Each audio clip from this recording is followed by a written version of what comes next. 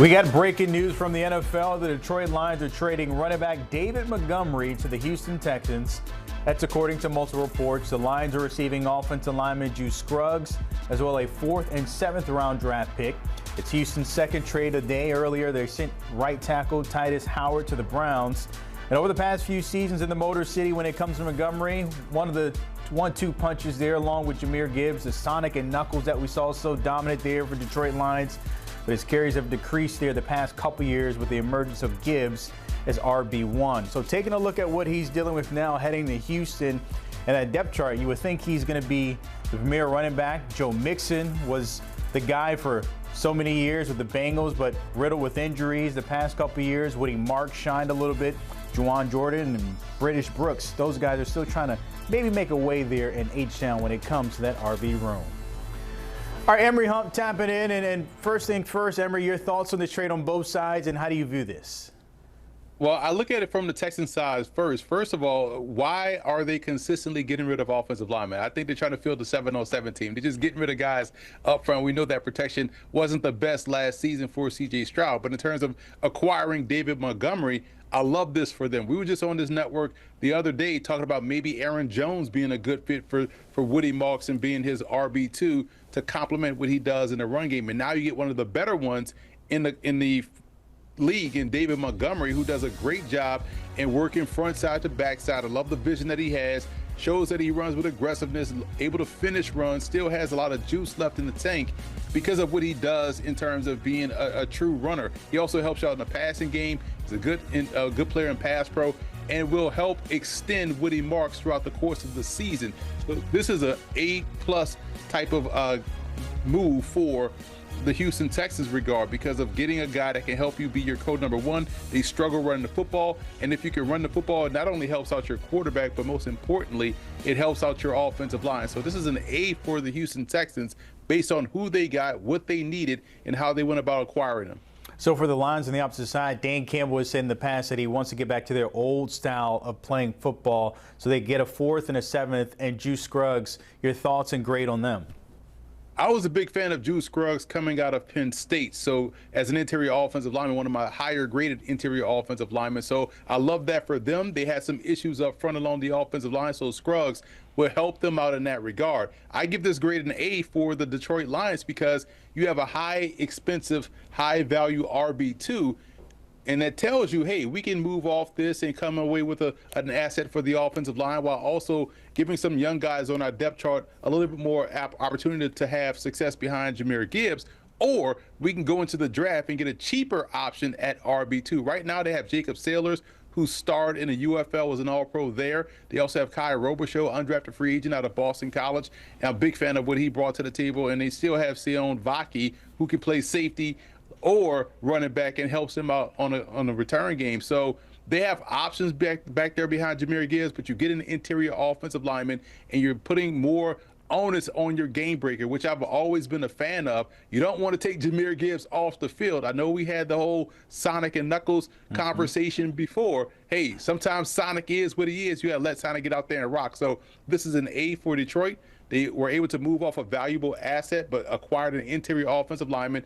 And now we'll see what they do with the depth behind Jahmyr Gibbs. Sonic's great until those rings to get knocked out. When you talk about the Texans, though, we don't have any rings in Detroit, so maybe we don't even know what that looks like there. That is from producer Telly, not my words, his there. The Texans, when you think about it, we just saw the depth chart there. It's not just David Montgomery. I mentioned Joe Mixon as well. He maybe hinted at maybe there's maybe a new pastor or a chance to go somewhere else where his old days of the Bengals showing his old Cincy gear and things like that. But when you think about bringing in a guy like Montgomery and what they had hoped Mixon would be, is there still room for him there in H-Town? There is not, because you have two young backs you talked about, and Jordan, who I like, out of Louisville, and Brown out of North Carolina. They want to get those guys some opportunity as well. I'm worried about, Joe Mixon, because when he was out there healthy, when they made that move to go acquire Joe Mixon, he was like, wow, this is exactly what the Houston Texans needed. And when he got hurt and the words coming back from the organization about when they could expect him back, it wasn't good. So you worried about whether or not he was going to ever play again.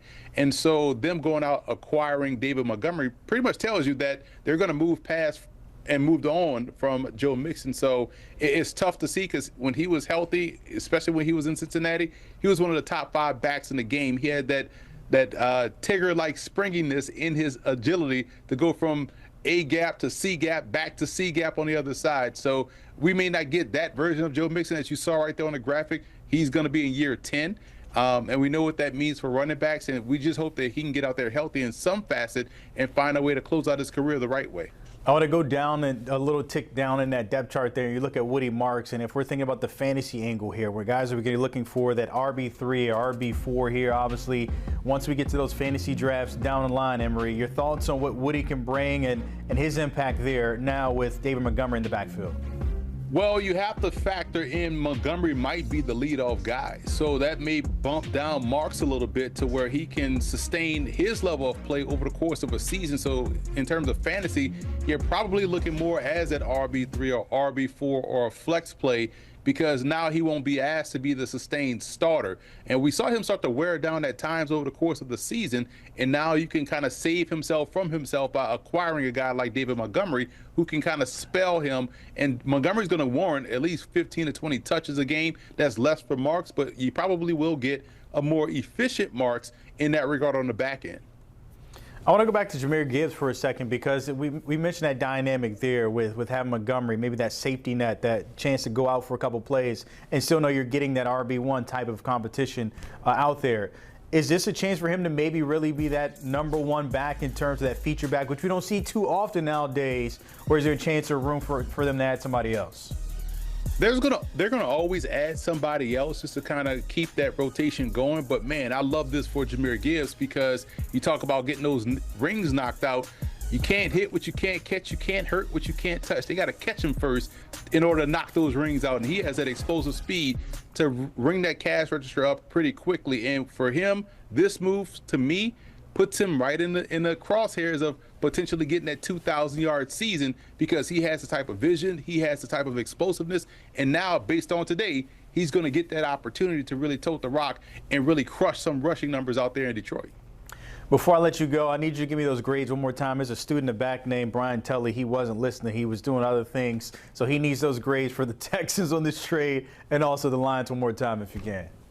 See, I would be the best teacher because I want you guys out my classroom, so I'm going to give everybody A's. So I gave both the Lions and the Texans A's for their trade because of what they were able to do, how they were able to go about what this means for the football team. Now, I still am worried about the Texans keep running all their offensive linemen out the way, but I love the fact that they went out and got David Montgomery. And for the Detroit Lions, this is now showing a tip of the cap to Jahmyr Gibbs, but also doing a great job in saying, hey, we're going to use this interior offensive line help to help us spearhead this run game. That's what he talked about when he said we're going to get back to what we're used to. They want to run the football, wear down defenses. This is a move that kind of exemplifies that by getting Juice Scruggs in addition to helping out Jahmyr Gibbs. Thank goodness you are not teaching any of our kids, because boy, that'd be easy A, but it won't amount to nothing. That's why you're here with me. We're stuck here together. Emery Hunt, as always, appreciate you joining us there. That breaking news with the make their decisions. Cowboys have already made theirs. We know they put the franchise tag on George Pickens, which gives him a guaranteed salary of a little under $27.3 million. After finishing under 500 last year, Jerry Jones told reporters at the Combine he's going to do something very different this offseason. Give a listen to this. I would bet that we will spend more money in free agency than we have. I look at where we are with Dak, and I look at where he is in his career, and I look at some of the pluses that we have on our front and what we think we can do there, and what we can do with Pickens and Lamb, and what we can do with our running back that we just signed. And so all of those things, I want to do everything we possibly can to stop somebody and to basically win some third downs more than we did last year. And so I think that would be the area that you would see me bust the budget. bust the budget. The running back is Javonte Williams, by the way. You just gave him $25 million. The beginning part of that, though, is when he said, I would bet we're going to. That sounded more like a pundit than an owner, right? He was like, I bet you the Cowboys are going to do this. That's the owner saying, I would bet we're going to spend a bunch of money. I guess he doesn't know for sure who exactly he's going to be able to get. But the reality is this has an opportunity to be a transformative offseason for Jerry Jones's Cowboys. Absolutely. And they're set up well. They have 2 first-round picks going back to the Micah Parsons trade. And they, as Adam Schefter tweeted, have a ton of areas that they could create a lot of cap space. Dak Prescott, CeeDee Lamb, amongst others. So when you think about Greeny, hey, let's go get a defensive end like a Trey Hendrickson, maybe trade for a Max Crosby, and then we could go draft a much-needed safety. And then you think about some of their young players. DeMario Overshown, he's been hurt. He's going to be hopefully full strength. Donovan Ezeraku, BC, second-round pick. He's having surgery. If he comes back, there are some good pieces there. If I were the Dallas Cowboys, every draft pick would be a defensive player for me. The whole draft? The whole draft. Yep. I wouldn't draft any offensive players. Second thing I would say is this. I know a lot of people are saying corner, corner, corner, corner. Defensive lines win Super Bowls in the NFL at this era right now. If you watch Seattle, Seattle's defensive line dominated this season. You go to the year before, Philadelphia's Eagles, defensive line. It's your defensive line. You've got 2 pieces that are good. You have to add 2 more different-making pieces into your defensive line. I think of Reuben Bain. I think of T.J. Parker. I think of Mesidor. I think of Zion Young. I think of Bailey. Like, if I'm Dallas, that's my mindset. I'm attacking the defensive line. I'm not obsessed with the secondary right now in Dallas. Okay, so they're going to go on and spend money on defense, which would be great and a welcome change as far as their usual modus operandi. That said, we kind of glossed over what I think is going to be the real pressure point, which is the George Pickens franchise tag. History tells us players don't love that. And they're almost always in the situation he's in, which he hasn't had his big payday yet. George Pickens is a guy with all the talent in the world, coming off one of the great seasons of any player in the league, and now he's not going to get that big payday. That does not feel to me like an easy situation. He had one of the greatest seasons a Cowboy receiver's ever had last year, and yet it wasn't enough for them to commit long-term money because of what they have already committed to CeeDee Lamb, and because, quite frankly, they have the ability to franchise tag him. This is a collectively bargained agreement, meaning the Players Association agrees to the franchise tag. Players hate the thing, but the truth of the matter is this is the bridge that the Cowboys have the ability to use. How much bad blood is spilled over the summer with this happening? Does George Pickens never show up? Does he say, I'm going to be kicking and screaming about this? Does it spoil the rest of the season based on the fact of his unhappiness with being tagged? Or does he say, you know what?